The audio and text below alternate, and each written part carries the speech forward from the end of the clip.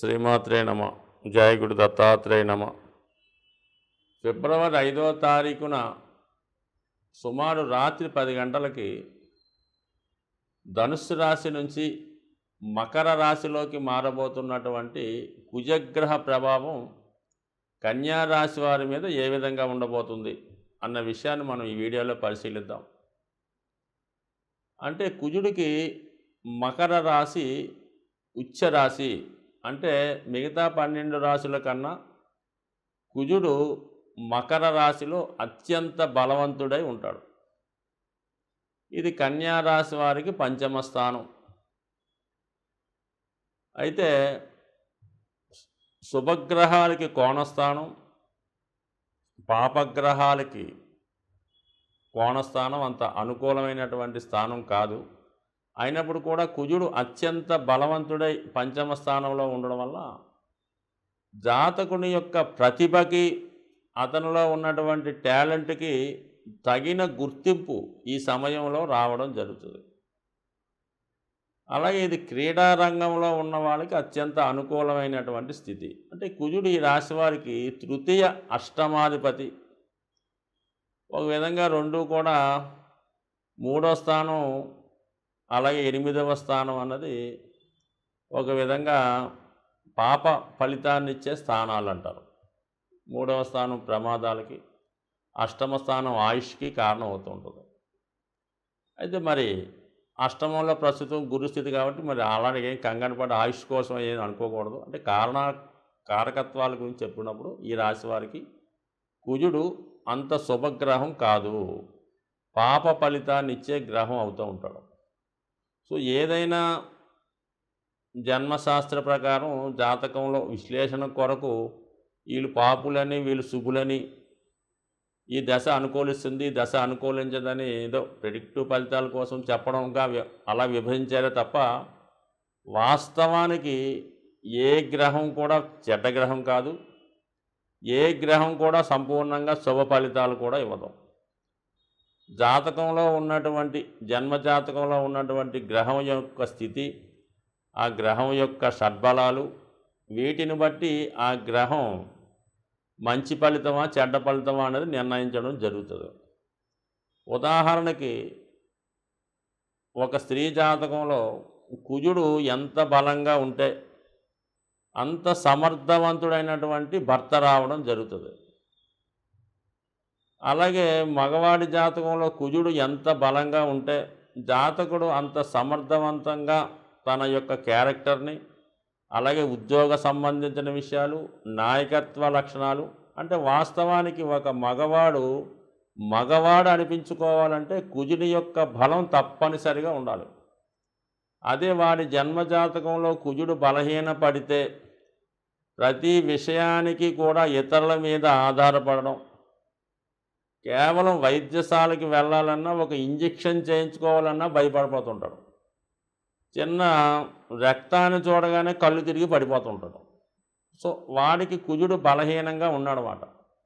వాడి జీవితంలో సంపాదించడం లేడు, సంపాదించిన భార్యను పోషించుకోలేడు, చాలా సందర్భాల్లో పెళ్ళి కూడా అవ్వదు, ఒక ఇల్లు కట్టుకోవడం కానీ, ఒక స్థిరత్వం ఏర్పడడం కానీ ఒక వ్యక్తిగా నిలబడలేకపోతుంటాడు. కుజుడు బలహీనమైనప్పుడు వాడు ఎందుకు పనికిరాని వ్యక్తిగా, కేవలం తినడానికి తప్ప దేనికి పనిచేయడు.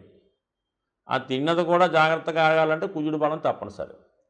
అదే కుజుడు బలవంతుడై సమర్థవంతమైనటువంటి స్థానంలో, ఏ దశమ స్థానంలోనో మరి కేంద్ర కోణాల్లోనో ఉన్నప్పుడు వాడు అట్టడుగు స్థాయిలో ఏమాత్రం చదువు లేకపోయినా ఒక దినసరి కూలీగా జీవితాన్ని ప్రారంభించి అత్యున్నత స్థాయికి దాకా, మరి ఇంచుమించుగా ఈ ప్రస్తుతం ఉన్నటువంటి మన రాజకీయ రంగంలో ప్రధానమంత్రులుగా, ముఖ్యమంత్రులుగా ఉన్నటువంటి వ్యక్తులు కేవలం ఈ కుజ బలం వల్లే సాధారణ స్థాయి నుంచి అంత ఉన్నత స్థాయికి వెదగడం జరిగింది. అందుకని జాతకంలో కుజబలం ఉన్నవాడికి, అంటే పూర్వకాలంలో ఒకానొక సందర్భంలో ఈ రాజులు వాళ్ళ అమ్మాయిలకి సరైనటువంటి పెళ్లి సంబంధం అన్వేషించే సమయంలో వారి యొక్క జాతకంలో కుజుడు ఎంత బలంగా ఉన్నాడు అన్న విషయాన్ని చూసి మాత్రమే ఆ అబ్బాయితో, అంటే వాళ్ళు క్షత్రియులు కదా, క్షత్రియులకి కుజుడు బలం తప్పనిసరిగా ఉండాలి. కుజుడు బలంగా ఉంటే ఖచ్చితంగా వాడి జీవితంలో ఎక్కడ తన సామర్థ్యంతో రాజ్యాలను సాధించి విజయవంతంగా రాజుగా మారడం జరుగుతూ ఉంటుంది. సో అందువల్ల కుజబలం తప్పనిసరిగా జన్మజాతకంలో ఉండాలి. మరి కన్యా రాశి కదండి, మా కుజుడు పాపగ్రహం కదా, మరి పుట్టినప్పుడు బలహీనంగా ఉంటే మంచిది అనుకుంటే మాత్రం అది పొరపాటు.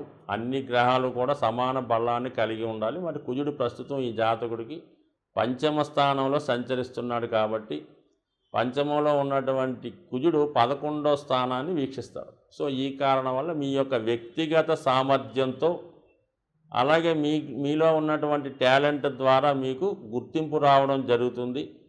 అలాగే మీ సామర్థ్యానికి తగిన ప్రతిఫలం రావడం జరుగుతుంది.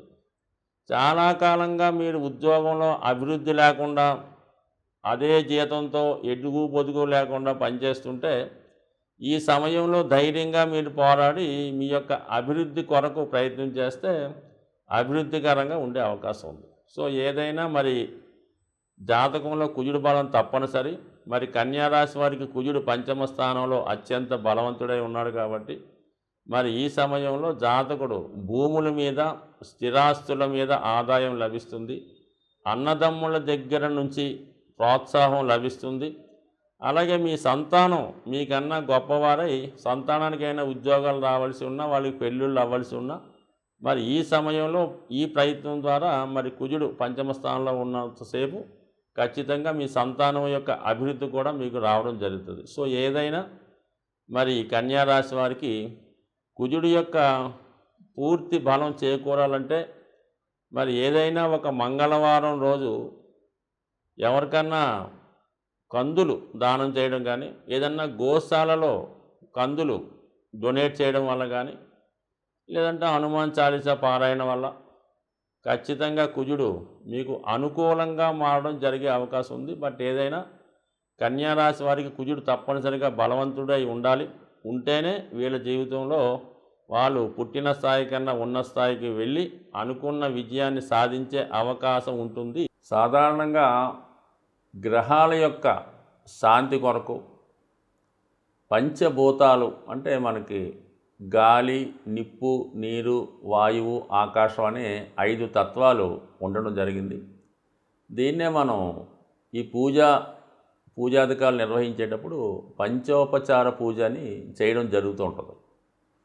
సో ఇందులో ముఖ్యంగా శని భగవానుడు యొక్క అనుగ్రహం కోసం మరి శని భగవానుడు వాయుతత్వ రాశి అవ్వటం వల్ల ధూపంతో పూజించడం వల్ల అంటే మీకు సాధారణంగా శివాలయాల్లో కానీ అమ్మవార్లకు కానీ ఈ సాంబ్రాణి ధూపం ఎక్కువగా వేస్తూ ఉంటారు. సో అది సింపుల్గా అగరబత్తీలు వెలిగించడం. అంటే చాలామంది ఏం చేస్తారంటే పూర్తిగా పూజ చేయని వాళ్ళు వారంకోసారి మామూలుగా చేస్తుంటూ ప్రతిరోజు కూడా ఉభయ సంధ్యల్లో ఈ అగరబత్తి వెలిగించి పూజ చేస్తూ ఉంటారు. ఇంకా ఓపిక ఉన్నవాళ్ళు సాంబ్రాణి పొగ అది గృహం అంతా వేస్తూ ఉంటారు. ఎక్కువగా అమ్మవార్లకి, శివునికి అలాగే ఈ సాంబ్రాణి పొగ వేయటం వల్ల కనీసం ప్రతిరోజు అగరబత్తి 2 పూట్ల భగవంతుని యొక్క ఆరాధించడం వల్ల మీకు కంపల్సరిగా ఈ నవగ్రహాల్లో శని భగవానుడి యొక్క అనుగ్రహం లభించడం జరుగుతూ ఉంటుంది. సో ఈ కారణం వల్ల ఒకటి. అలాగే ప్రతిరోజు కూడా ఈ గృహంలో నిరంతరం ఏదో భగవంతుని యొక్క నామస్మరణ మోగే విధంగా అంటే గతంలో కొన్ని చిన్న చిన్న బాక్సులాగా ఉంటే ఏదో ఓం నమో నారాయణయో ఓం శివాయ ఏదో చదువుతూ ఉంటాయి. సో అటువంటి కూడా గృహంలో ఉండడం వల్ల ఏంటంటే పాజిటివ్ ఎనర్జీ ఆ గృహంలో ఉండడం జరుగుతూ ఉంటుంది. కాబట్టి సాధ్యమైనంత వరకు శని భగవానుడి యొక్క అనుగ్రహం కావాలంటే ఆ గృహం చాలా పరిశుభ్రంగా ఉండాలి. అలాగే ఇరిగిపోయిన వస్తువులు, పనికిమాలిన వస్తువులు, అక్కర్లేని వస్తువులు ఇంట్లో ఉంచడం. అలాగే కొంతమందికి ఏంటంటే ఓ 10 జతల చెప్పులు ఉంటాయి. ఏదో కొత్తవి కొంటుంటారు, పాత ఏం చేసుకుంటారో.